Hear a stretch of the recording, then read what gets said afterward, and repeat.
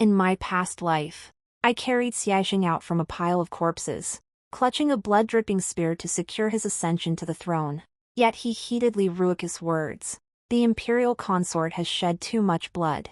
This humble servant took the calamity upon herself to shield the consort. Only to lose my child. He drove 20 iron spikes into my body to ward off misfortune for Li Ruochou.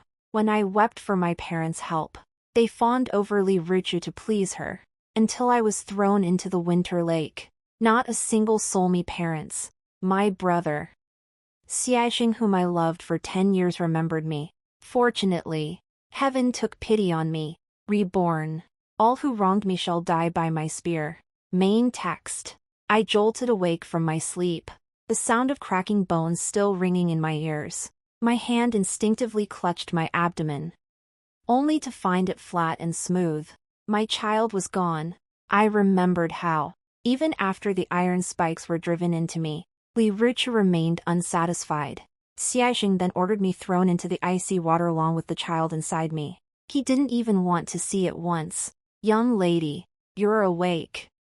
A familiar voice called out Inga. In my past life, she died protecting me. I clung tightly to Inga, tears streaming down my face. I had been reborn back to the year I turned 12. Soon, the room filled with people, my parents, grandmother, and elder brother, all wiping tears from their eyes as they smiled at me. At that moment, they still genuinely treated me as family. Alas, even the closest kin could turn a blind eye when faced with self-interest. Come evening, Xie Zheng arrived, his face etched with remorse. My coma at 12 had been caused by him. 2 years prior, Xie Zheng had been brought over from the enemy nation. He had lived there as a hostage until age 13, when my father, General Li, annihilated the enemy state and brought him back. But the emperor disliked him, saying his presence reminded him of the humiliating history of being bound by the enemy nation. Father had no choice but to bring him to reside temporarily at the general's mansion. This temporary stay lasted 2 years. Xie Zheng was quiet and reserved. Father said his worries had knotted his heart. So I often followed behind him, trying to make him smile. That winter of my 12th year, Xie Zheng sat by a lake glazed with thin ice, gazing beyond the walls. Once it was a small courtyard. Now it's a large one. Both are prisons. Unable to bear his despondency, I climbed the wall and reached out to pull him.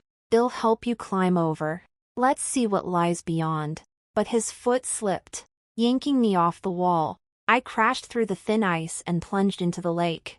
I remained unconscious for 2 full days. In my past life, to comfort Xie Zheng and ease his guilt, I stubbornly danced with the red spear the very next day, only to develop a chronic ailment. This lifetime, I must cherish my body, yet also make him feel indebted to me. I gasped weakly. It's nothing, brother Xie Zheng. Don't worry.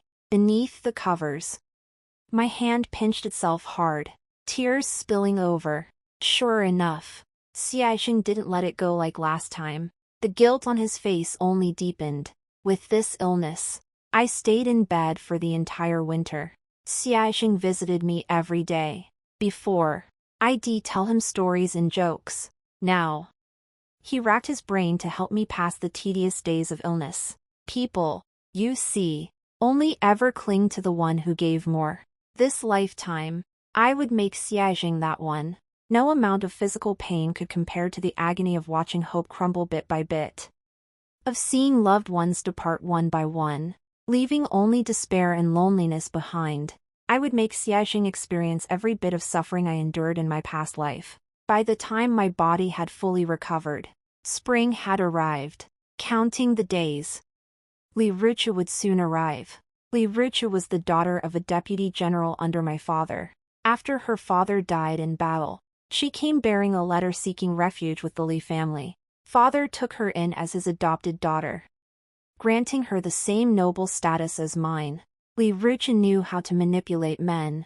She would tease Xie Zheng's affection for her, lifting it high only to let it fall gently. Through this game of push and pull, she kept Xie Zheng utterly captivated. What one cannot have is always the most precious. She was the woman Xie Zheng could never possess, while I was the one desperately vying for his attention. In the end, she won, and I lost. But given a second chance at life, I would not repeat my mistakes. As I sat tracing characters by the window, Inga arrived with news. Li Ruochou had arrived. No rush. Go fetch Xie Zheng. Well, go together. Li Ruochou didn't truly care for Xie Zheng. She simply relished snatching everything I possessed. My family background, my loved ones, the man I cherished, and the unparalleled glory that should have been mine for the taking. During the Great Ming civil strife in my past life, I led armies to quell the chaos and elevated Xie Zheng to the throne. No one witnessed my battles on the front lines. They only knew Li Ruochou knelt at the Imperial Temple for 7 days and nights, her legs swollen and her body near collapse.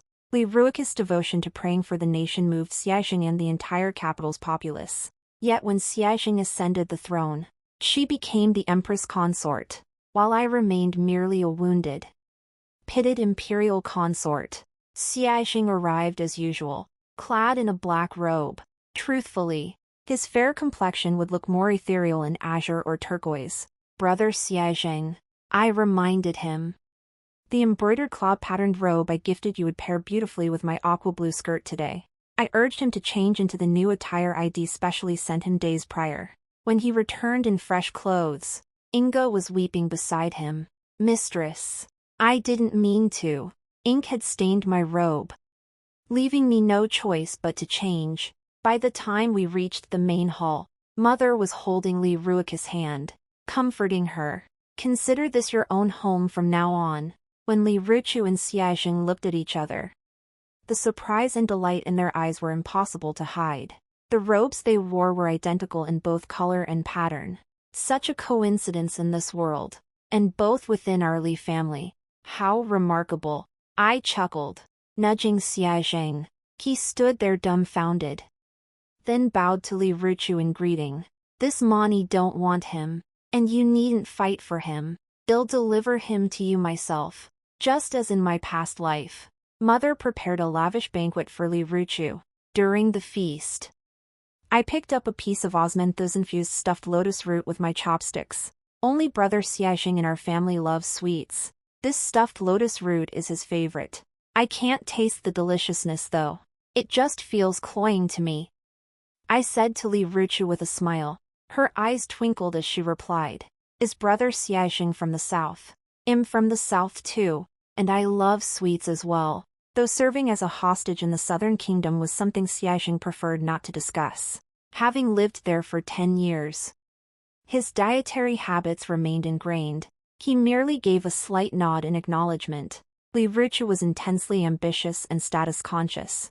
Only upon learning Xie Zheng was a prince would she exploit their shared resemblance to draw near him.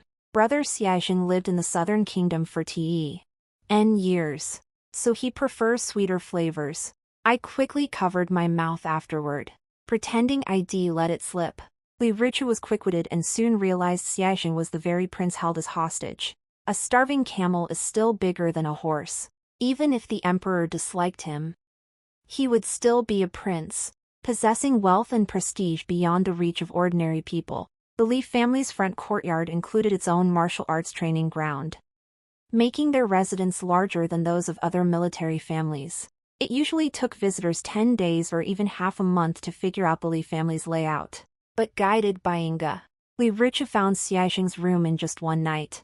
Inga and I hid behind the rockery, waiting. When the moon rose above the treetops, she arrived, carrying a food box. Brother Xie Zheng, it's Ruochou. Today Jin mentioned you love sweets. I thought the Li family's meals might not fully suit your taste, so I made some treats myself to bring over. Li Ruochou's voice was soft and sweet, expressing her feelings to Xie Zheng through the closed door. Soon, the door opened, and Li Ruochou entered the room. I returned to my courtyard with Inga, thoroughly satisfied. What they discussed tonight mattered little. What mattered was that Li Ruochou, lured by the allure of power and privilege, had stepped right into the trap I'd set.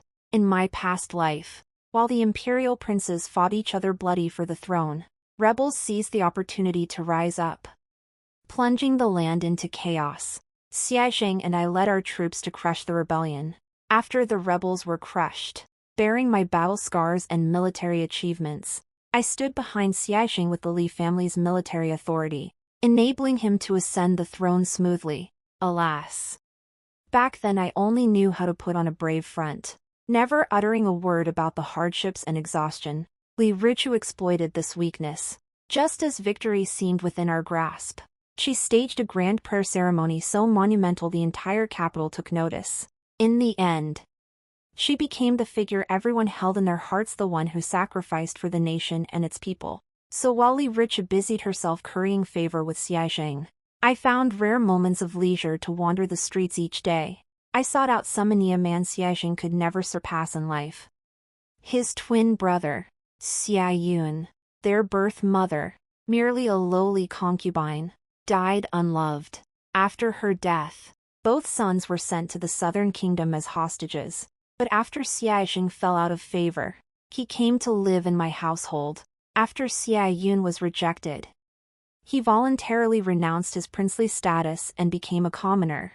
When I found Xie Yun, he was chopping wood in the inn's backyard, dressed in coarse hemp garments, yet an undeniable air of nobility radiated from him.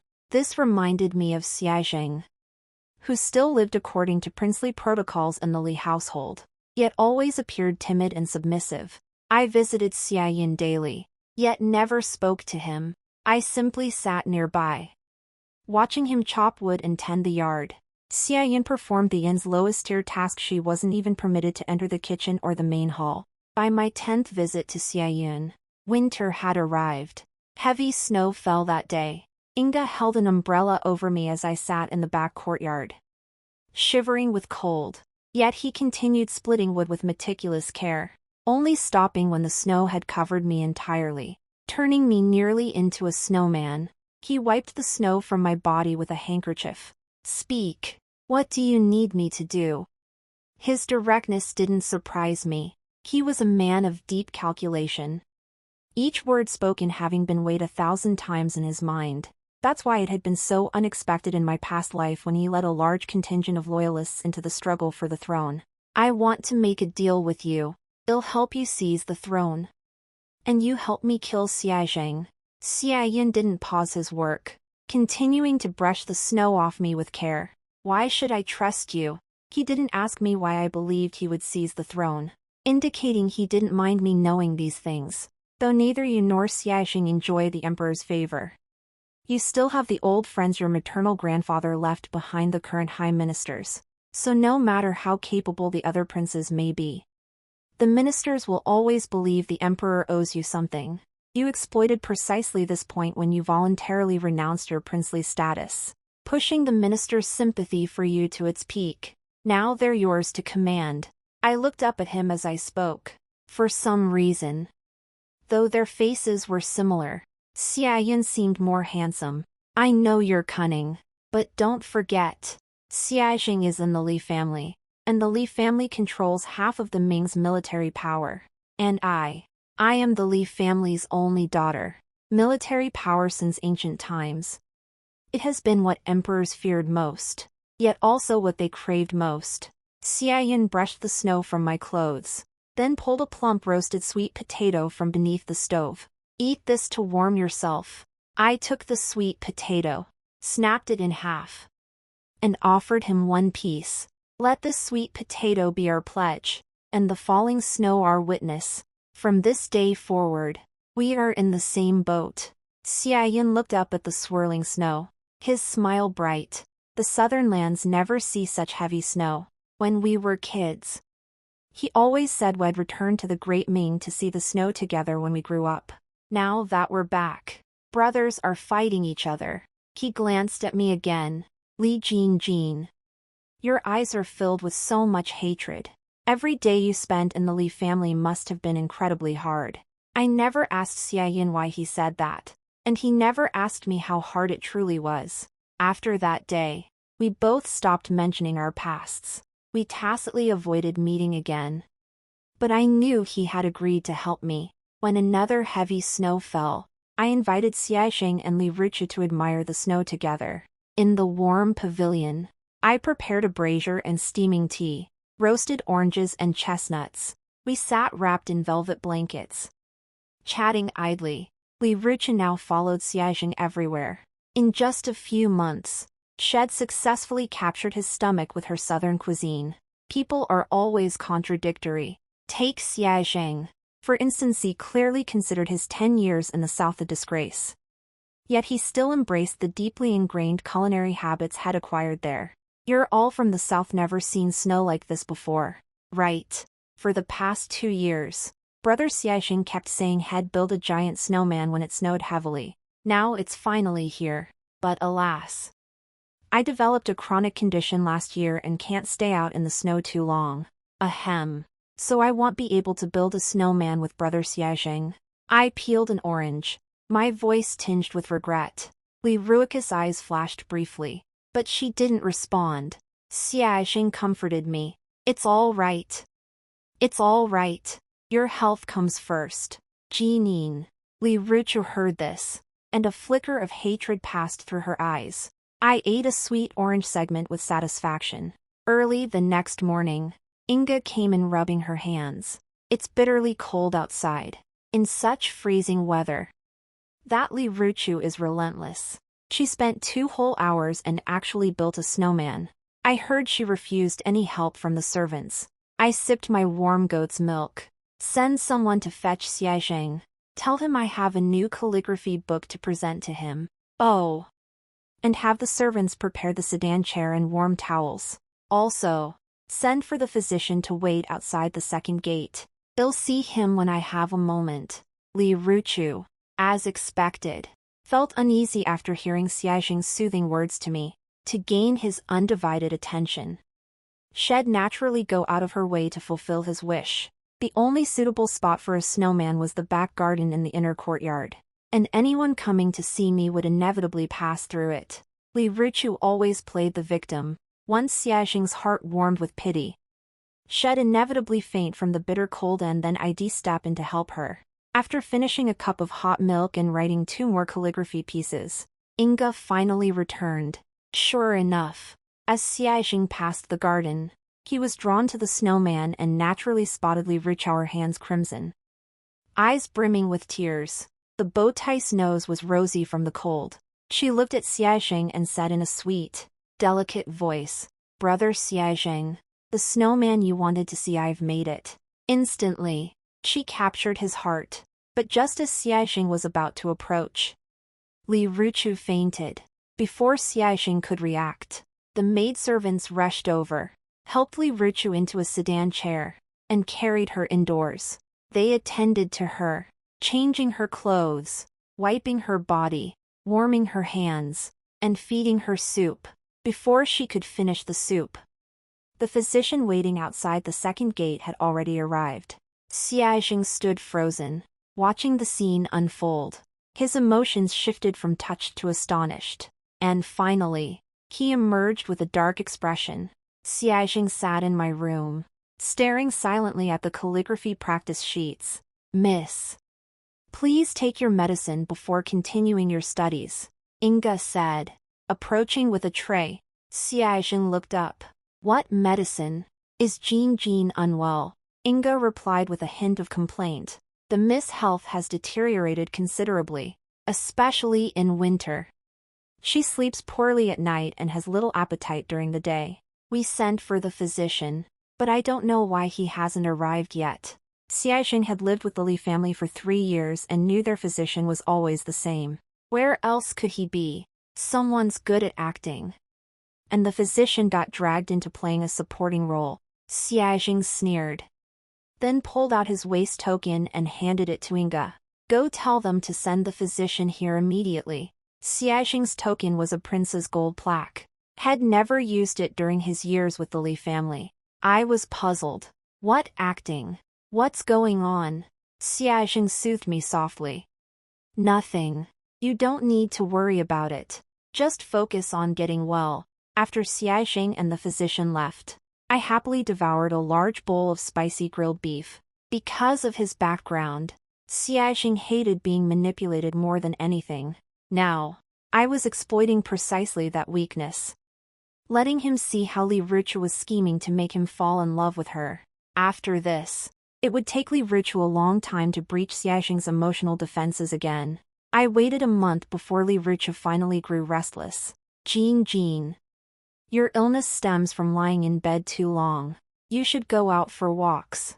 Only when your body isn't weary can you truly recover. Li Ruochou brought me medicine, helped me take it, and sighed with concern. Then let's stroll around our courtyard. Li Ruochou shook her head. You ought to venture out occasionally. I hear the tea house by the corner tower, built right by the lake, is exquisitely charming.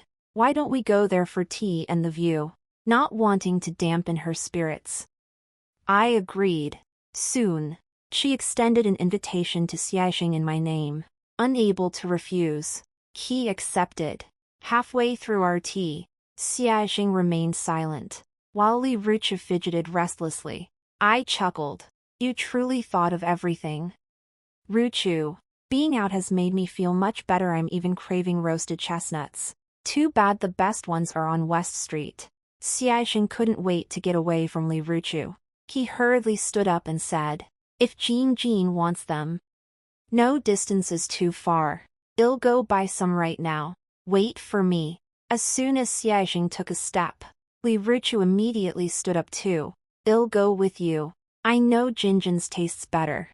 I quickly laughed. Then trouble Ruochou. Xie Zheng couldn't refuse anymore and had to go with her. After they both left, Xie Yin came in. He seems quite devoted to you. Xie Yin had been waiting in the adjacent private room. After that day, to avoid suspicion, I hadn't returned to the inn. We agreed to meet here whenever we needed to see each other. That's why I had guided Li Ruochou here and then found a way to send them away. I let out a cold laugh. Never trust a man's professed concern. Xie Yin said no more. Only, I've confirmed he'll enter the palace on New Year's Eve to express gratitude. Find a way to delay him, then he'll take his place. If I can meet Kong Lao, who served our birth mother, and retrieve the jade token mother left her, I'll know which court officials support me. I nodded. Rest assured, I'll handle it. On the eve before New Year's Eve, the Li family will distribute soup. They'll find a way to get you in. Before leaving, Xie Yin turned back to remind me, winter is cold. Unless necessary, stay indoors and take care of yourself. Only then can you enjoy your good days ahead. When Xie Zheng and Li Ruochou returned, their expressions had softened considerably. Li Ruochou certainly possessed the charm to bewitch men. I knew full well that given the chance, she would make Xie Zheng trust her again. But I wasn't in a hurry. Once or twice meant little. It would take many more times for trust to crumble completely. I would let Li Ruochou believe she had won Xie Zheng, only to watch him slip away bit by bit, losing all her hopes and her only support. Back already. I could smell those roasted chestnuts from afar. I said, feigning anticipation. Snow began to drift softly outside. Inside the tea house, Xie Zheng carefully peeled chestnuts for me, while Li Ruochou, standing nearby, offered the peeled nuts to his lips. The scene felt slightly unsettling yet oddly fitting. At least to me, it was exactly how I envisioned their relationship should be. Oh my! Ruochou's nails are cracked. Seems brother Xie Zheng holds a special place in your heart. Ruochou, you wouldn't risk your carefully manicured nails peeling chestnuts otherwise. I teased. Li Ruochou's cheeks flushed crimson as she lowered her head in silence.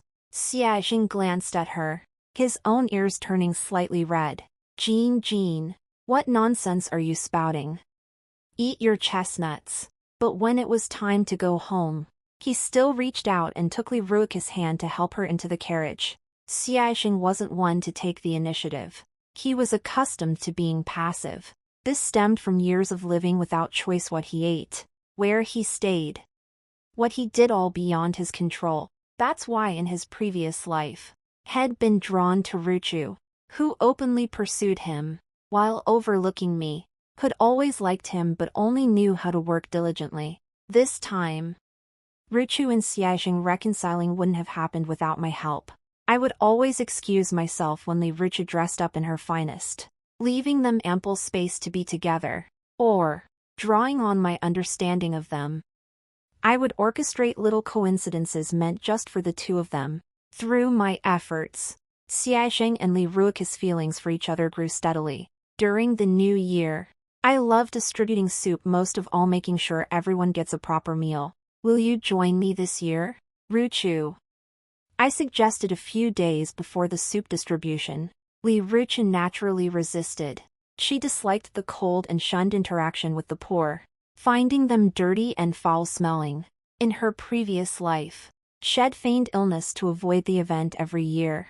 Xie Zheng, however, was eager, had never truly relinquished his claim to the throne and needed to project an image of populism to pave his future path.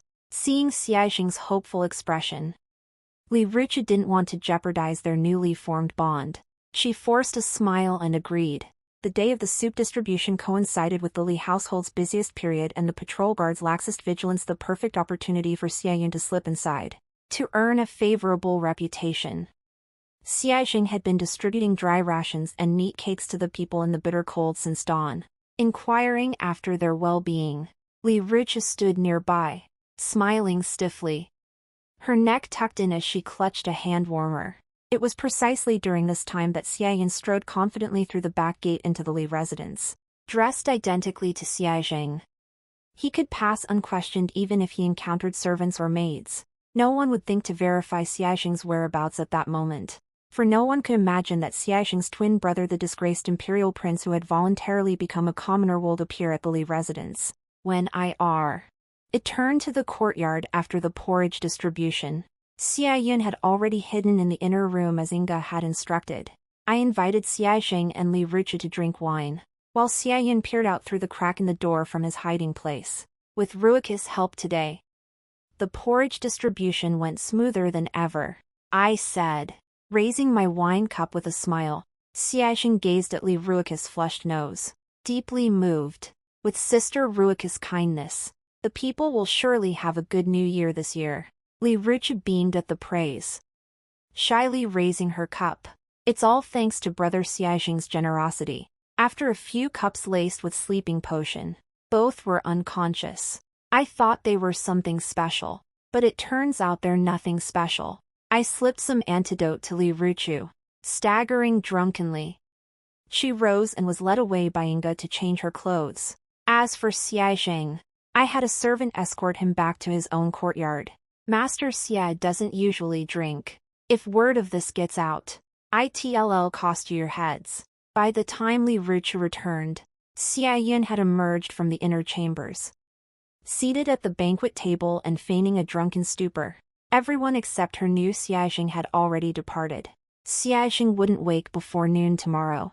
As his own brother, no one understood Xie Zheng better than Xie Yun.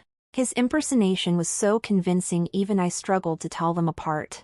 I excused myself from the table, feigning drunkenness, as I had anticipated. Li Ruochou swayed and leaned heavily against Xie Yun, her hand instinctively tugging at the front of his robe. Watching her display of delicate, boneless charm, I couldn't help but marvel, had Xie Zheng been here, he would surely have been captivated.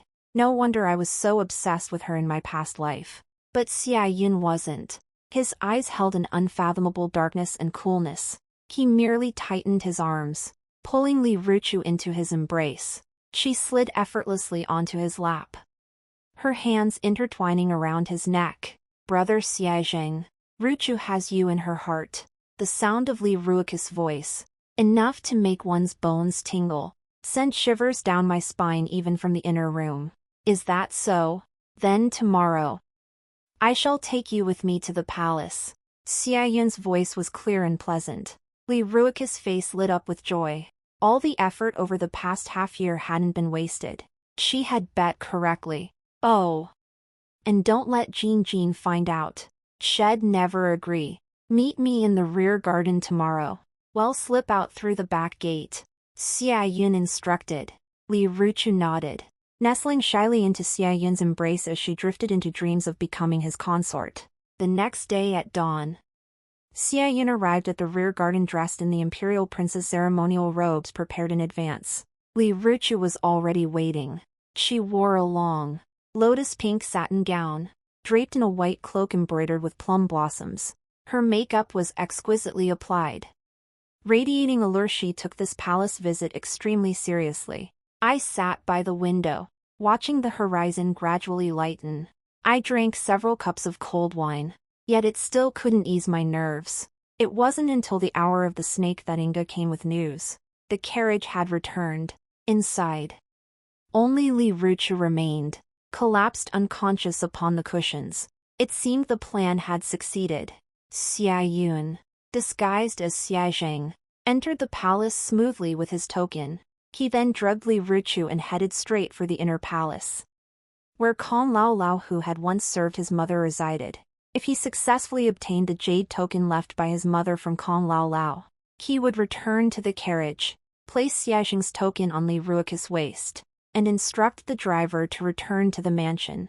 If he failed, he would take Li Ruochou as leverage for negotiations with Xie Zheng. Inga retrieved the token from Li Ruochou's waist and returned it to Xie Zheng. Then the two of us kept watch in Xie Zheng's room until he awoke. "Brother Xie Zheng, you're awake. Quickly drink this sobering broth. You must enter the palace today. It's all my fault for inviting you to drink so late yesterday." I was frantic with worry. I gave Xie Zheng no time to react. Urging him to wash and change, I personally took the token from under his pillow and fastened it to his waist. "All right. Let's hurry. If we're late, Her Majesty the Empress will be displeased." For the past 2 years, I had accompanied Xie Zheng to the palace every New Year's Eve to pay respects. But no matter how long we waited, Xie Zheng's carriage never arrived. That carriage at the Li residence was reserved solely for Xie Zheng, though outwardly simple. Its interior was furnished according to imperial prince standards, complete with a low table, a reclining bed, several cushions, a wine cabinet, and a pastry steamer. In summer, it held an ice chest. In winter, a brazier. "Go find the coachman. How much longer must Brother Xie Zheng wait?" I glared at Inga as I ordered. Inga dashed out and returned swiftly, reporting in a hushed voice, "Miss Li is sleeping in the carriage." The calm expression on Xie Zheng's face instantly froze over. He would not tolerate anyone disrupting his once rare opportunity to see the emperor. When Xie Zheng and I reached the back gate, Li Ruochou was still fast asleep inside the carriage. "Any questions can wait until we return. Don't delay our entry into the palace," I urged. Then ordered someone to bring Li Ruochou back to my courtyard. "Do not let Miss Li out until the 6th prince and I return." Xie Zheng gave me an approving glance before climbing into the carriage without another word. Perhaps Ruochou wanted to accompany Brother Xie Zheng. That's why she waited in the carriage early. I sat in the carriage, trying to smooth things over for Li Ruochou. Xie Zheng scoffed coldly. No one ever mentioned my status to her. How could she have known I'd be entering the palace today? She must have found out long ago. I should have realized her attentions were only for my status and position. He added with a self-deprecating laugh. What value could a prince like me possibly have, living under someone else's roof with no power or influence? This line sounded eerily familiar. In my past life, when he wallowed in self-pity, I reminded him he was still a prince destined to become a duke. Head replied, his voice heavy with despair. "What good is that? My elder brother is missing, and father despises me. Even if I become a duke, they'll remain a powerless prince living under someone else's roof, a nuisance to everyone."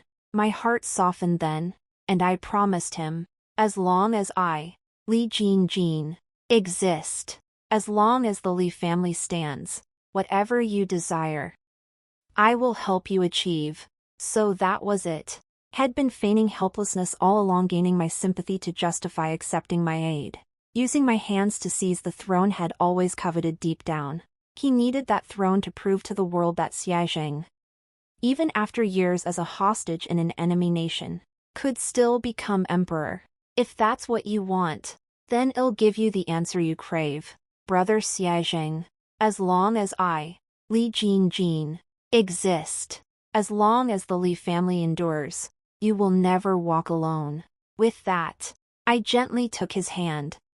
Suppressing my discomfort, Xie Zheng's face lit up with relief. Jin, with your promise, I shall never betray you. At the palace gates, the guard inspecting the pass looked surprised after all. Xie Zheng's carriage had already arrived that morning. Before he could speak, I lifted the curtain and snapped. What is it? Does the sixth prince need your permission to return to the palace? Recognizing me, the guard promptly returned the token and respectfully opened the gate. Xie Zheng noticed nothing amiss. Lost in the joy of my elevating his status and in the growing weight the Li family and I held within the imperial court. Inside the palace, Xie Zheng joined the other princes in paying homage before the ancestral tablets. I, meanwhile, accompanied the noble ladies to pay respects to the Empress and the Dowager Empress. Since the Li family commanded half of the Ming dynasty's military might, the Empress and Dowager Empress had met me several times before. They treated me with great warmth, taking my hand and inquiring after my well-being. As the saying goes, a man should marry when he comes of age, and a woman should wed when she reaches maturity. The conversation naturally turned to this topic. Jin will come of age next year. Have you found any young man to your liking?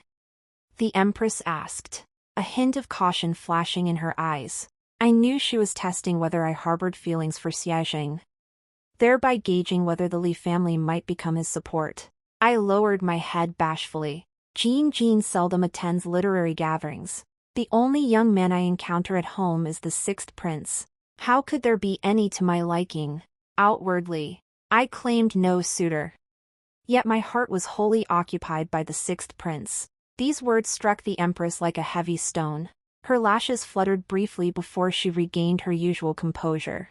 Your Li family holds high office in the court. His Majesty takes great interest in your marriage prospects. When you find a suitable match, be sure to inform me.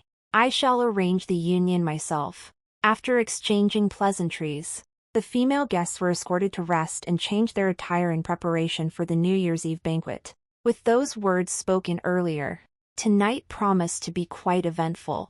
In this life, I've come to understand many things I didn't grasp in my previous existence. Take my father, General Li. He always harbored ambition, never content with mere military command. Generals held low status. What he truly sought was the position of imperial father-in-law, second only to the emperor himself. Yet he couldn't openly choose sides, so he backed Xie Zheng, the candidate least favored by the emperor. When internal strife erupted, he had me lead the troops to quell the rebellion, seizing the greatest influence. Thus, Xie Zheng smoothly ascended to the throne as the new emperor. Had I perished in battle, it would have mattered little, at least he would have lived. As for who became empress, what difference did it make? After all, Li Ruochou was also a foster daughter of the Li family. He would still be the imperial father, but this lifetime, I would not grant them the chance to bide their time and quietly amass power. At the New Year's Eve banquet, His Majesty was unusually gracious toward Xie Zheng. He's grown taller, hasn't he, and more spirited, the Empress added from beside him. The sixth prince has truly blossomed. There's a certain resemblance to your Majesty in his eyes and brows. These words seemed like casual chatter, but to Xie Zheng, they felt like unexpected favor. In 17 years, the Emperor had never smiled at him like an ordinary father. Your Majesty and Her Majesty's concern for the son is truly an honor, Xie Zheng said sincerely. The Emperor smiled with tender affection. He is 17 now, the age to establish his own household. It wouldn't do for him to keep troubling General Li by staying at the Li residence. The banquet hall fell silent after these words. Everyone understood what this signified. Establishing a household required a title. Even the fourth prince, 2 years older than Xie Zheng, hadn't yet received his own household. Yet the emperor was rushing to grant one to an unloved prince. This was the emperor's clear signal to all. Xie Zheng must sever ties with the Li family. Xie Zheng forced a smile. Thank you for your favor, father. I glanced at the Empress. The amusement in her eyes was impossible to hide. It seemed she had grasped the connection ID inadvertently hinted at between Xie Zheng and me, and swiftly relayed it to the Emperor. How could a prince the Emperor despised be given the chance to cultivate feelings with the Li family's daughter, turning the Li family into his own support? That was absolutely unacceptable. After the New Year's Eve banquet ended, Xie Zheng sat in the carriage without uttering a word. Instead, I appeared deeply aggrieved, wiping away tears that wouldn't stop. Brother Xie Zheng, are you really moving out of the house? What will I do when I miss you? Xie Zheng was troubled, but after tonight, he became even more certain of the importance of my affection for him. So he clasped my hand tightly. Jean, rest assured, no matter where I am, you will always be in my heart. Xie Zheng knew he would be moving away after the new year. I was the last straw he could grasp. I responded appropriately to his deep affection. Me too. I quickly lowered my head. To Xie Zheng. This was merely the bashfulness of a young girl after confessing her feelings. By the time we returned to the Li residence, Li Ruochou had already woken up and was causing a scene in my courtyard. But I had given prior instructions, so no one reported to our parents. They simply restrained her until my return. You worthless scum. How dare you block my path? Do you think you can bear the consequences of ruining my plans? Whoever obstructed my entry into the palace today will face severe punishment from the sixth prince. As Xie Zheng and I approached the courtyard gate, Li Ruochou's shrieks echoed from within. Xie Zheng's eyes darkened. She truly covets only my status, scheming to use me for her own advancement. I remained silent. Whether in my past life or this one, Li Ruochou remained unchanged, equally treacherous when profit beckoned, equally eager to trample others to climb higher. Power and status were the only things that ever mattered to her. In my past life, Xie Zheng couldn't see through Li Ruochou because she had always disguised herself so well.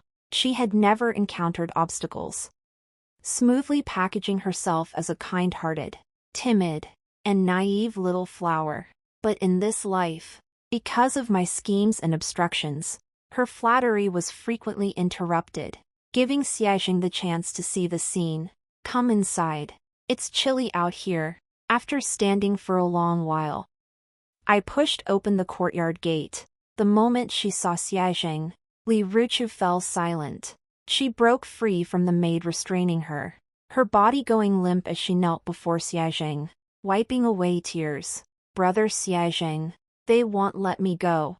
A faint smile touched Xie Zheng's lips, yet his eyes held endless icy coldness. Where won't they let you go? They won't let me go to the palace with you. She glanced up at me with resentment. Today was supposed to be my day to accompany you to the palace.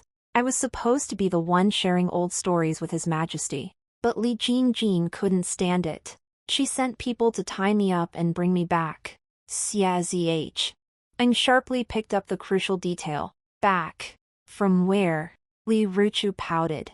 From the palace. Of course.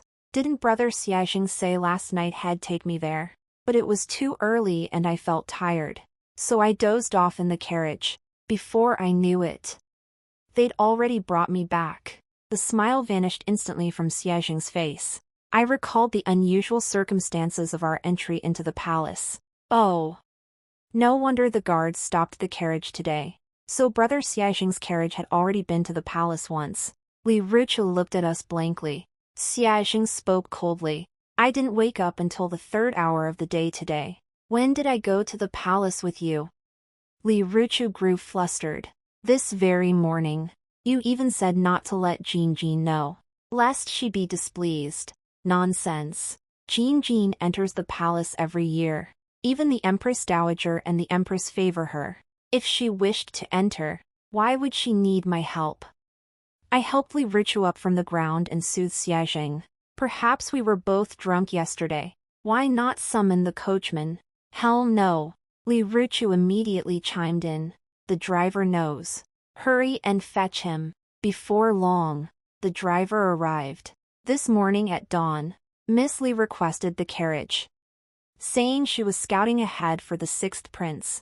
Seeing she carried his token, I asked no further questions and drove her to the palace. Later, I waited a long time but didn't see her get off the carriage. I looked and saw she had fallen asleep. Seeing that the time for the sixth prince to pay his respects was approaching, I had no choice but to hurry back. Li Ruochou's face turned deathly pale. Pointing at the driver, she shouted angrily, "You're lying. You. Tell the truth. Don't be afraid." The driver looked utterly wronged. I've served the Li family for over 20 years. How could I possibly forget such things? Enough. You may go. What happened today must not be mentioned to anyone. After instructing Inga to escort the driver away, I looked at Xie Zheng. He stared expressionlessly at Li Ruochou for a long while before speaking slowly. "From now on, do not let me see you again." Li Ruochou could never have anticipated that the driver's family had been taken away by Xie Zheng, leaving him no choice but to follow Xie Zheng's orders. That day, Xie Zheng found Nanny Kong and obtained the jade token left by his mother, Tao Hui. With it, he easily located the mansion his maternal grandfather had bequeathed to him. Xie Zheng and Xie Zheng's maternal grandfather had served as chancellor under 2 emperors. His only daughter, Tao Hui, lived up to her name, bright and spirited. During a court audience, she caught the emperor's eye and became consort Hui. Given Tao Hui's family background, beauty, and talent, her status should have only risen. Yet born into a family of upright scholars, she had despised court intrigue since childhood. After entering the palace, she remained perpetually gloomy and discontented. Over time, this irritated the emperor. When Chancellor Tao interceded for Minister Liang, who had been falsely accused of treason, the emperor, enraged, dismissed Tao from his post and demoted consort Hui to a lowly concubine. Unable to bear this injustice against his lifelong integrity, the chancellor ultimately took his own life. Upon learning of her father's death, Tao Hui suffered a hemorrhage and gave birth prematurely. She passed away shortly after delivering twins. The emperor held no moral high ground regarding the deaths of father and daughter Tao. Thus, when Xie Zheng and Xie Zheng were 3 years old, he hastily sent them to the enemy state as hostages, only retrieving them at 13. The emperor's apprehension was justified. Chancellor Tao had numerous disciples and peers. Should they be recruited, the court would surely be thrown into turmoil. Now, Xie Zheng had obtained that jade token and successfully located the Tao family's ancestral home. Taking advantage of the festive season when officials were on leave and every household was hosting lively banquets, he managed to contact several of the former Chancellor Tao's disciples and friends. With these people on our side, our plan would proceed much more smoothly. This new year proved utterly tedious for Li Ruochou. After much deliberation, her father concluded the only reason the emperor might suspect the Li family of siding with Xie Zheng was this: Xie Zheng, who was only permitted to enter the palace once a year, dared to have a foster daughter of the Li family ride in the imperial carriage to the palace. This clearly showed the Li family's backing, allowing him to show such disregard for the emperor's grace. Once this realization dawned on him, Li Ruochou's life at the Li residence plummeted from heaven to earth. For Xie Zheng, Li Ruochou was likely the person he hated most at that moment. A woman who appeared out of nowhere, initially thought to be gentle and charming, had become the one to shatter his carefully laid plans of endurance. Even after moving to the prince's mansion, he remained under constant surveillance by the emperor's covert spies. He longed to have Li Ruochou torn to pieces. Thus, when Li Ruochou insisted on seeing him, she was turned away by the servants before even reaching his courtyard gate. She was berated for nothing. Just an adopted daughter of the Li family. Yet she thinks she's a noble lady worthy of comparing herself to Miss Jean. Pa, doesn't she know her own worth? Those words stabbed Li Ruochou like a dagger straight to her heart, leaving her bedridden for 10 full days. But for me, this year proved utterly fascinating. Given the Li family's influence, I could easily have married another prince, yet they were all well established, making them difficult for father to control. That's why he had long set his sights on Xie Zheng, quietly preparing for years. Now that his plans were abruptly disrupted, He was naturally frustrated. Still, he had to put on a brave face to avoid further suspicion from His Majesty. As for Xie Zheng, I made his collaboration with my father more difficult, severed his romantic ties with Li Ruochou entirely, and conveniently planted resentment toward her in his heart. Regarding Li Ruochou, her arrival at the Li household was inevitable, and her meeting Xie Zheng was only natural. Rather than letting their feelings blossom organically, I decided to push things along, letting her gain something only to lose it completely. Without Xie Zheng to rely on, I could more easily manipulate her. Of course, another person also enjoyed a prosperous New Year. Xie Zheng single-handedly drew the emperor's full attention, granting Xie Yun the opportunity to contact his maternal grandfather's old friends during the holiday without detection. It was a foreknown achievement, naturally allowing him to celebrate the new year with great joy. After the festivities, Xie Zheng departed, and the emperor bestowed upon him the title N. This served as a warning to both him and his father. Keep your place. Seeing her reliance on Xie Zheng gone, Li Ruochou began scheming elsewhere. With so many princes, surely one would take a fancy to her. Besides, all the other princes were more favored than Xie Zheng. Even becoming a secondary consort to one of them might just lead to becoming a noble consort someday. So when Li Ruochou approached me with an overly familiar air to chat idly, I wasn't the least bit surprised. I hear the Duke of Rome's mansion has acquired many lanterns and is inviting everyone to admire them. You must have received the invitation too. Jean. Li Ruochou leaned on the table, her smile innocent. The first did receive it, but I have little interest in such things. Li Ruochou tugged my hand coquettishly. This New Year's celebration is truly dull. Take me to the Duke of Rome's mansion, won't you? Let's join the festivities. I couldn't refuse her and reluctantly agreed. This lantern banquet at the Duke of Rome's residence was entirely Xie Yun's initiative. The old Duke and Chancellor Tao were close friends, and the old Duke had long resented the situation. After speaking with Xie Yun, he felt the young man was trustworthy. Whatever Xie Yun proposed, the old Duke agreed to without hesitation. This lantern banquet, held in the name of the Duke's residence, invited all 4 imperial princes. This time, Xie Yun and I planned to kill 2 birds with 1 stone using the lantern feast to deal with both Li Ruochou and the 4th prince. The 4th prince was notoriously lecherous. Though he had a stunningly beautiful wife, he couldn't resist his wandering eye. Yet he was undeniably handsome, fair-skinned, with rosy lips and a refined, delicate appearance. A single smile could captivate any maiden's heart. Thus, many vied to climb into his bed. From what I understand, Li Ruochou, with her innate allure and smile that could ensnare anyone, was precisely the type he found most irresistible. So when Li Ruochou appeared in the smoke-colored gauze embroidered with magnolias I had meticulously prepared for her, her beauty nearly outshone the lanterns themselves. She instantly drew everyone's attention, including, of course, the 4th prince. A lady like you shouldn't be attending a lantern festival, the 4th prince remarked with a smile, unaware of his status. Li Ruochou merely covered her mouth and giggled. Does the gentleman find me unworthy? The 4th prince hastened to explain.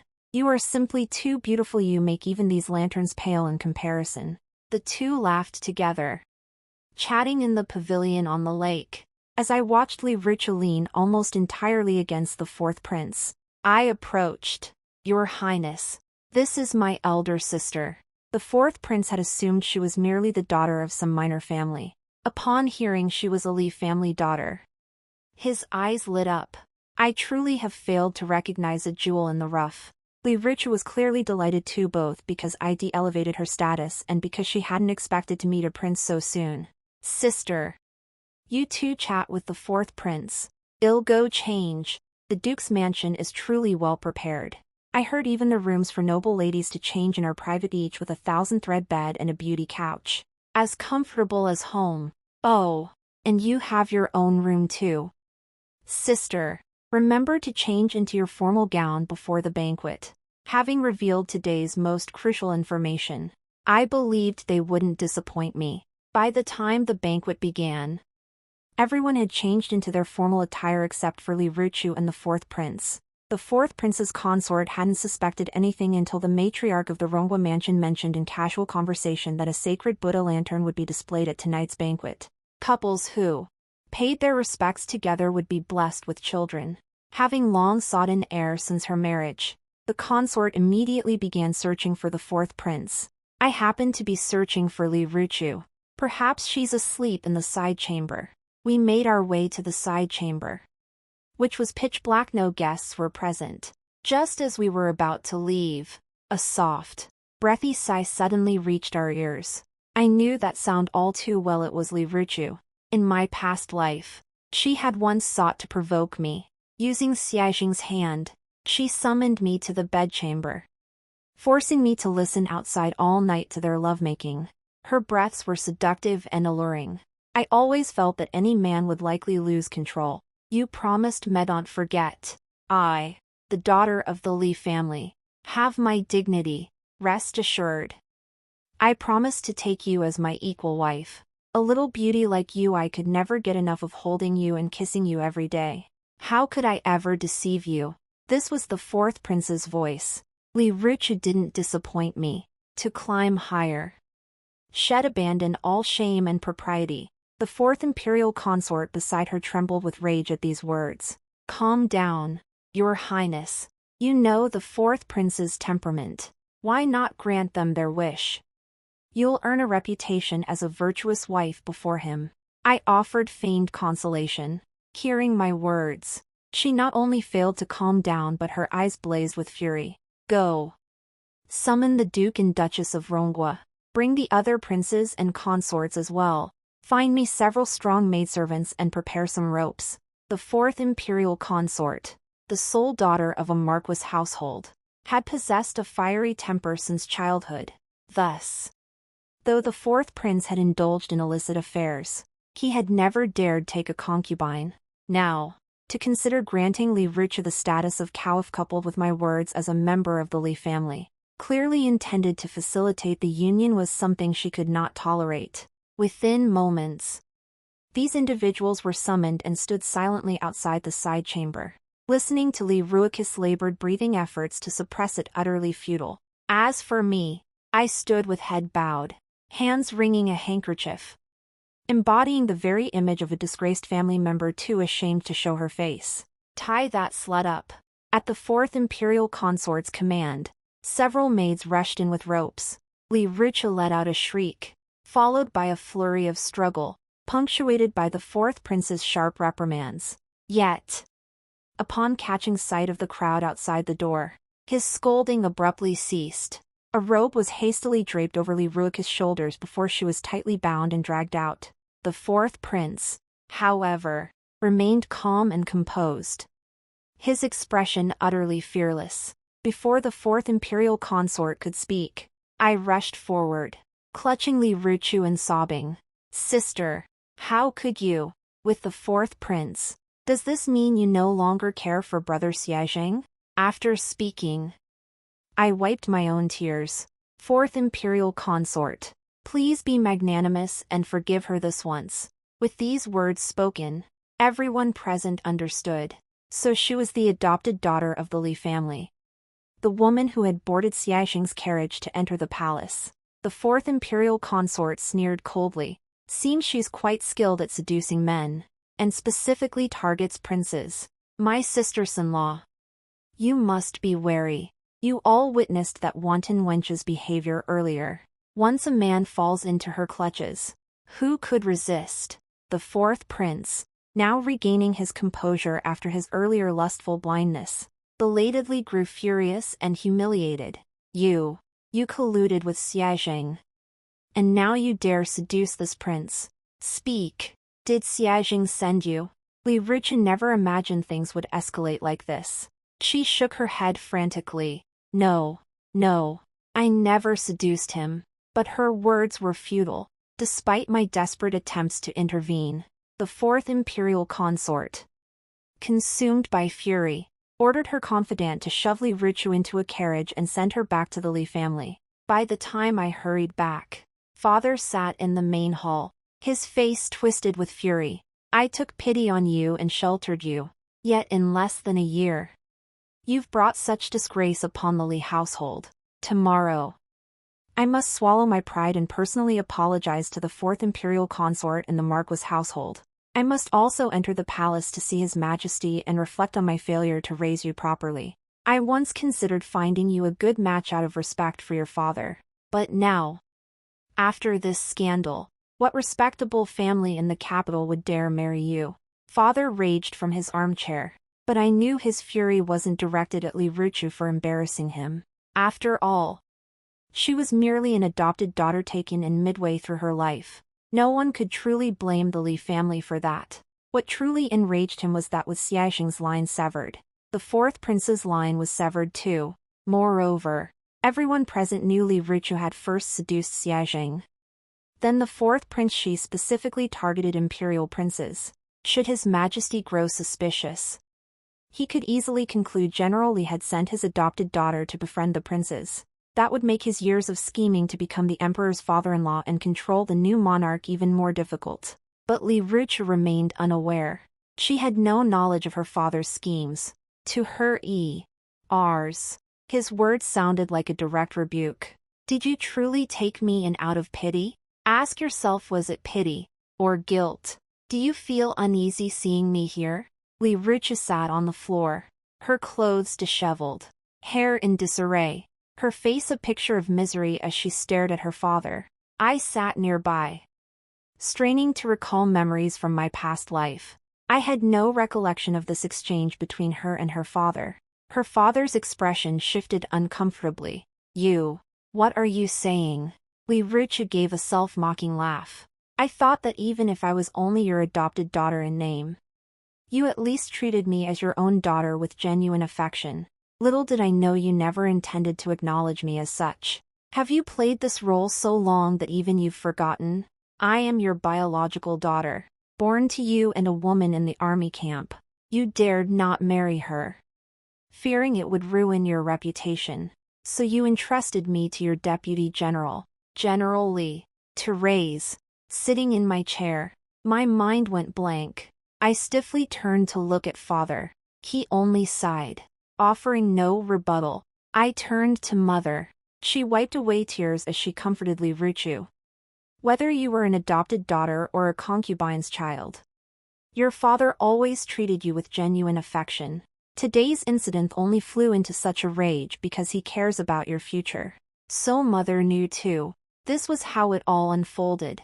Many questions I couldn't resolve in my past life suddenly became clear now. In that life, Li Ruochou became empress through Xie Zheng's affection. When she tormented me, my father never intervened. It turned out that being legitimate or illegitimate didn't matter, we were all his daughters. What use was a consort? He wanted a daughter who could become empress. A daughter who could forever capture Xie Zheng's heart. As for mother, yes, I should have seen it sooner. What did I mean to her? She never left the mansion her entire life. Father was her heaven and earth. She depended on him to survive. Her heart and eyes fixed only on him. When father abandoned me, she abandoned me too. My brother. Right. Li Ruochou is his own flesh and blood sister too. So they were the real family. That's why they didn't even glance at me when iron spikes pierced my flesh. The pain I endured in my past life. The child I lost, me heart ached so fiercely it threatened to suffocate me. I always believed family would stand by me no matter what. Little did I know they could discard me the moment I lost my worth.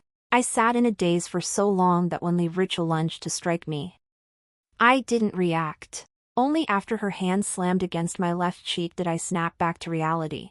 We share the same blood. How dare you be favored by the Empress? Why did you get to wear gold and silver, live like a noble daughter, and enjoy such a life of luxury? Why must I grovel and beg? Unable to even acknowledge my own father, Li Ruochou had already been pulled away by the servants, but she still cried and glared at me, shouting. I looked at her, feeling a calmness I'd never known before. Because I'm not as lowly as you. She burst into laughter. Oh, how noble. You're the only daughter of a military family. So exalted. But Li Jinjin, Look at yourself, you're neither as beautiful nor as graceful as I am. Yet I still hate you. I hate that you possess everything that could have been mine. Why did I seduce the fourth prince? I only wanted to elevate my status. To gain some dignity, I planned to climb step by step, trampling you, Li Ruochou, beneath my feet. I wanted to see if you'd still carry yourself like the legitimate daughter then. I smiled kindly, pointing at father. You should blame him. He's the one who ruined me.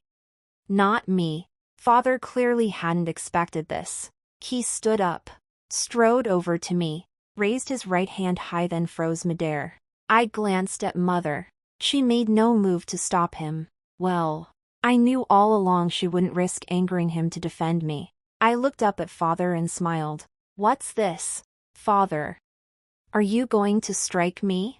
Is it because I seduced a man? Or brought shame upon our family? Or do you think you'll make the Li family a laughingstock throughout the capital? Oh, or perhaps I've touched upon something painful for you. A heavy slap landed, setting my right cheek ablaze. Very well.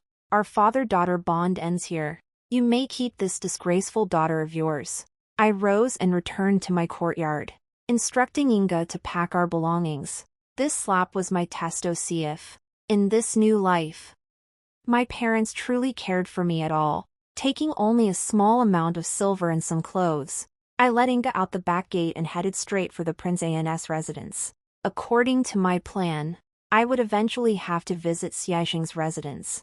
I just hadn't expected today's events. So, I decided to make the best of a bad situation and bring things forward. After meeting Xie Zheng, I got straight to the point. Brother Xie Zheng, if you wish to seize the throne, I have a way to help you. Xie Zheng, at a loss, gritted his teeth and followed my plan. I instructed him to find a way to bring out Li Ruochou and tell her he didn't believe the rumors circulating outside. Li Ruochou is father's own flesh and blood. He dreads anyone discovering this truth. Bring her to you, along with the two Li sisters. Holding these three hostage seizes father's vital point. How could he refuse to cooperate? Xie Zheng bribed a servant who'd once cared for him. That very night, while father was too enraged to tend to Li Ruochou, he successfully brought her back to the Prince of An's residence. After all, she is still father's daughter. No matter how much you despise her, you must keep her well fed and clothed. Only then can you use her as leverage in future negotiations with father. Xie Zheng initially intended to confine Li Ruochou to the woodshed, but after my persuasion, he assigned her a separate room with servants to attend to her. Her daily provisions and attire were comparable to those of the Li household, though Li Ruochou was confined to that courtyard. With all arrangements complete, Inga slipped out under cover of night to inform Xie Zheng the time had come to close the net. The next day in court, the Duke of Rome presented a formal petition accusing father and the fourth prince. This old servant should not speak out of turn, but for the sake of the empire, I must offer counsel. The fourth prince, son of the Imperial Consort, should bear the emperor's burdens and set an example for his brothers. Yet he committed indecent acts with General Li's daughter within this old servant's home, disregarding propriety, righteousness, integrity, and honor. Your Majesty, if the fourth prince remains unchecked, the consequences may be dire. This old servant has watched the fourth prince grow up and cannot bear to see him stray down the wrong path. General Li failed in his duty to raise his daughter properly, allowing her to steal another man's husband. This violates propriety and must be severely punished. The Duke of Rome had always been a man of gentle disposition, and in decades, no one had ever argued with him. Now, this sudden accusation forced the emperor to take it seriously. Father hadn't anticipated such revelations that the Duke of Rome would speak so plainly. The emperor, ever suspicious, grasped the implications upon hearing the duke's words. Li Ruochou, with the fourth prince, the Duke of Rome clarified. The adopted daughter General Li took in is not the young lady Li Ruochou. It's said that girl once entered the palace riding in the sixth prince's carriage. The emperor harbored resentment towards Xie Zheng precisely because of the connection to the Li family's daughter. Now, with the fourth prince implicated as well, It seemed generally harbored considerable ambition. In court, the emperor offered only mild, perfunctory criticism of the fourth prince and his father before dismissing the assembly. Outside the court, he had already dispatched men to surround the Prince An's mansion and the fourth prince's residence. The emperor could make mistakes. He could fail to be a wise ruler, but he would not tolerate anyone questioning his authority or coveting his throne. Ever since the death of Chancellor Tao, Xie Zheng had glimpsed the emperor's deep-seated suspicion and arrogance. That was why, upon returning, he had voluntarily requested to be demoted to commoner status. When both Li Ruochou and I were brought out of the Prince An's residence unharmed, father was utterly dumbfounded. He never imagined his meticulously laid plans would be undone by his two daughters. The Li family, colluding with imperial princes in treasonous intent, were investigated. Truthfully, the emperor had always distrusted the Li family. Stationing Xie Zheng within their household was also a test of my father. The emperor's perpetual suspicion was why he never designated an heir apparent. Thus, when he suddenly fell ill and passed away in my previous life, it sparked a fierce struggle for the throne. My father had long stockpiled troops and weapons, enabling him to crush the rebels within the capital and assist Xie Zheng in seizing the throne.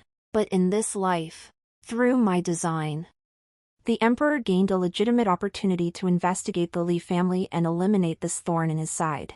Even if he found nothing, I believe he would fabricate evidence to bring down the Li family. I had already tipped off Xie Zheng, so the Romewood Duke's mansion swiftly discovered the secret chamber where father had weapons. With irrefutable evidence, the Li residence was confiscated, father was beheaded, and the rest were exiled. Mother wept inconsolably, clutching my clothes and demanding why I would harm the Li family and father so cruelly. I stared at her expressionless. I too wanted to ask her, I am flesh of your flesh. Why have you never protected me? Why, when I was being tortured, did you treat another woman as your daughter? But in the end, I said nothing. I watched her scream until she collapsed unconscious. Inga had feigned death from the start. After being dragged to the mass grave, the Duke of Rome sent men to rescue her. During the exile journey, I fainted at the Horsehead Bridge as agreed with Xie Zheng. Typically, when someone collapses from exhaustion during exile, more compassionate soldiers would wait for them to recover before continuing with the main group. The Duke of Rome had prearranged with the officers in charge. So after I fainted, someone stayed behind to watch over me. Once the others had gone far ahead, Xie Zheng rode up. With a single hand strike, he knocked out the guards, hoisted me onto his horse, and headed for a country estate outside the capital. I had genuinely fainted. Days without food, combined with the sudden release after accomplishing half my mission, had overwhelmed me. When I awoke, I lay on a soft bed, the air filled with a delicate fragrance. Awake. Have some water first. Opening my eyes, I met Xie Zheng's bloodshot, flushed gaze. He helped me sit up, brought tea, and fed it to me slowly. Rest well here. I must return to the capital to handle matters. Leave the rest to me. I shook my head. I must do this myself. Xie Zheng fell silent for a long while before suddenly saying, Jean, I know you've suffered. Perhaps you believe only revenge with your own hands can ease your hatred. But the closer you get to many grudges, the heavier they become. Rest well. Trust me. Okay. I'll handle it.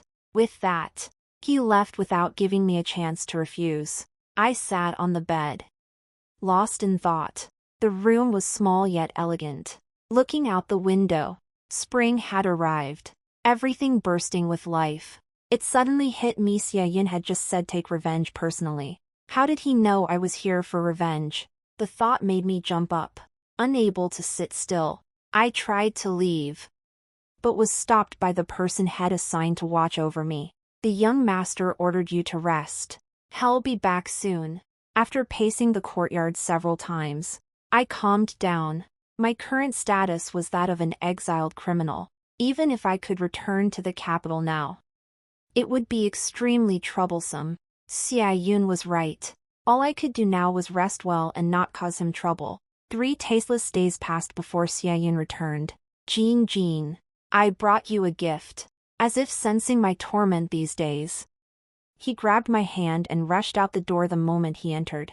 2 sacks fell from the carriage. When the servants opened them, I saw Xie Zheng and Li Ruochou.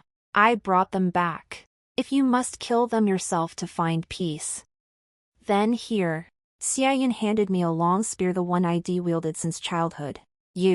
How did you? I had so many questions. A smile blossomed on his usually icy face. Good girl. Deal with them first.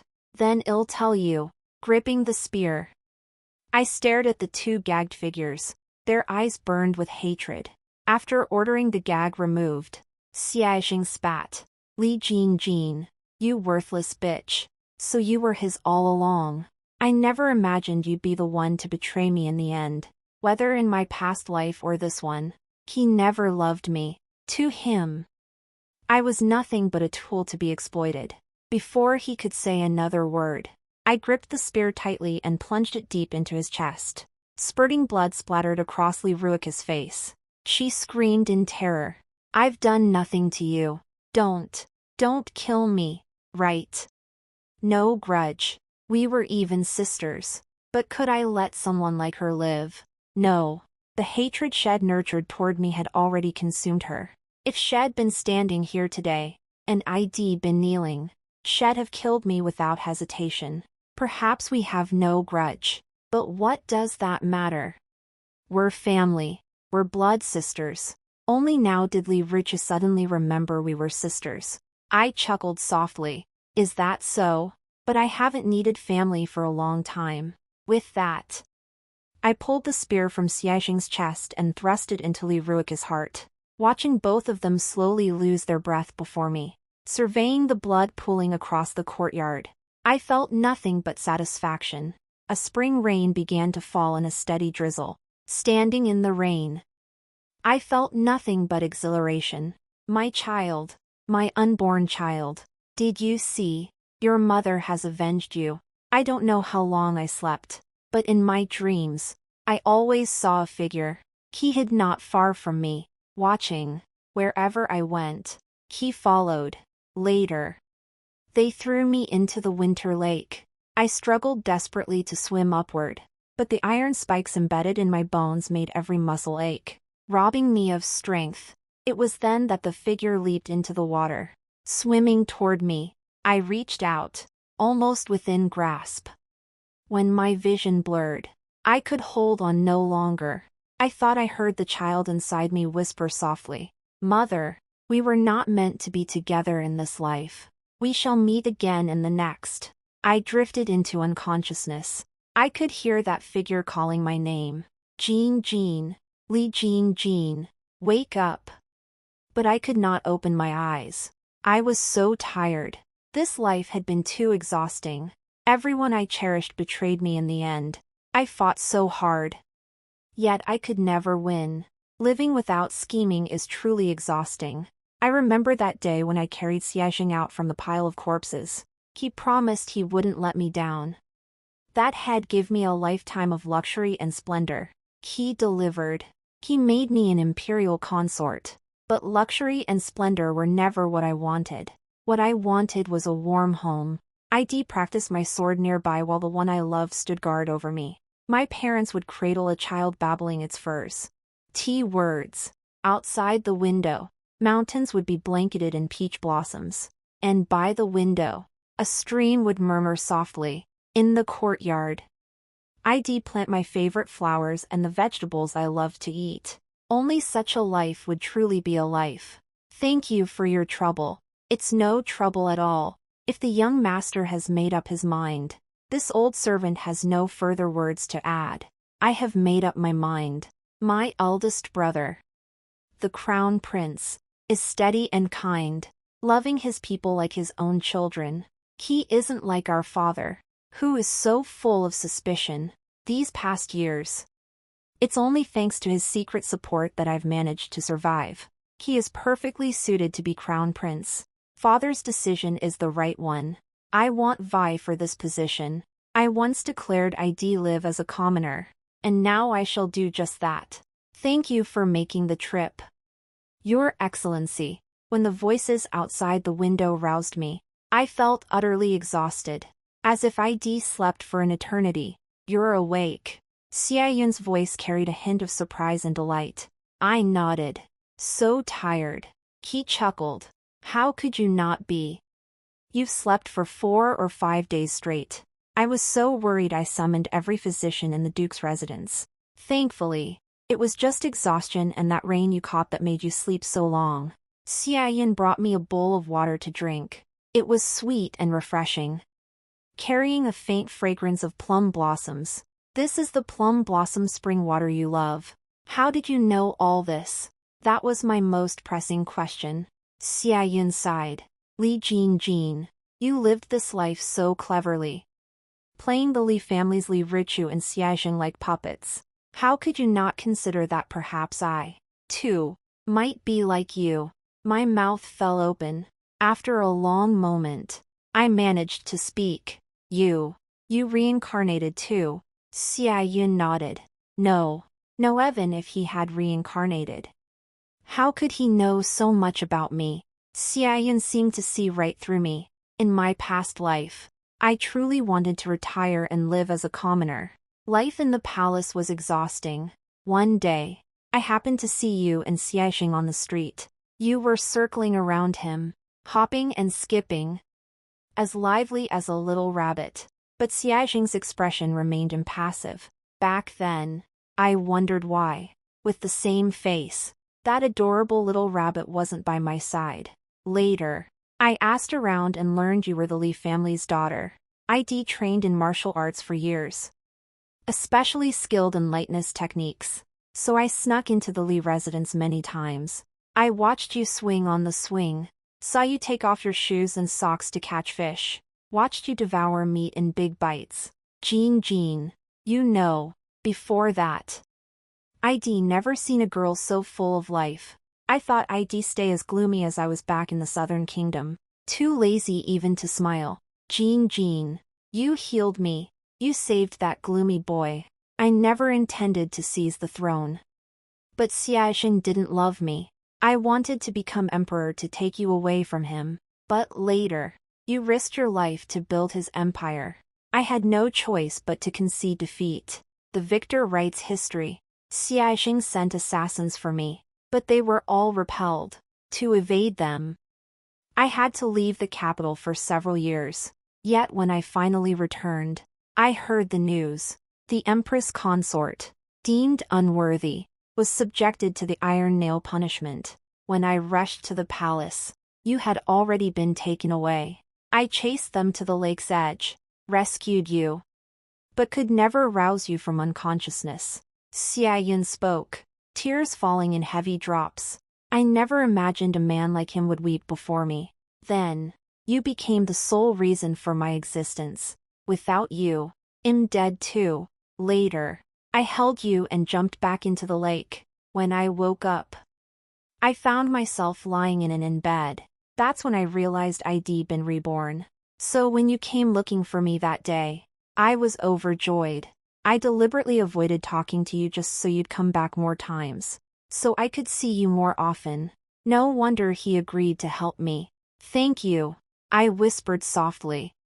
Embracing Xie Zheng, he ruffled my hair, hugged me tighter, and sniffed deeply. After tucking a stray strand of hair behind my ear, he took my hand. Come on. Let's go explore. Opening the courtyard gate revealed a flower garden with 2 swings strung between the beds. A small stream meandered past the yard, spanned by a little bridge, flowing into a pond. Beyond the bridge lay several hills, blanketed in soft pink peach blossoms in the springtime. Jin, from now on, this is your home. You can take off your shoes and socks to catch fish in the pond, or swing on the swings on sunny days. There's also a vegetable patch in the backyard, and we keep a few chickens and sheep. When they're grown, I'll make roast meat for you. Gazing at this picturesque scene, a sudden gust of wind caught in my eyes, and tears began to fall. This was the first time I cried since my rebirth, tears of overwhelming joy. This life, I hoped, would be less weary. The story ends here. Thank you for watching. The next chapter promises even more excitement.